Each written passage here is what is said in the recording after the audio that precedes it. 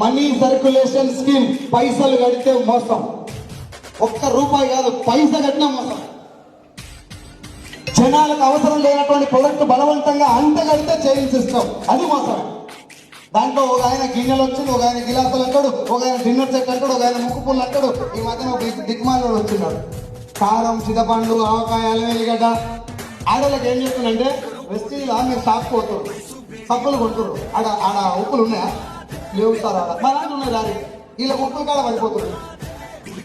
ఉప్పు కాడ ఇందాక మాట్లాడిన మన ఇంటర్మీడియట్ బోర్డు మెంబర్ సార్ ఉన్నారు, ఆయన దగ్గర పోయి ఉప్పు గురించి మాట్లాడతారు.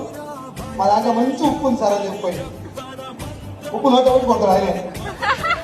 ఎస్ఆర్లో డైరెక్ట్ బిజినెస్ లో ఐఏఎస్ ఆఫీసర్ ముందర కూడా కూర్చొని మాట్లాడేటటువంటి ప్రొడక్ట్స్ ఉంటాయి.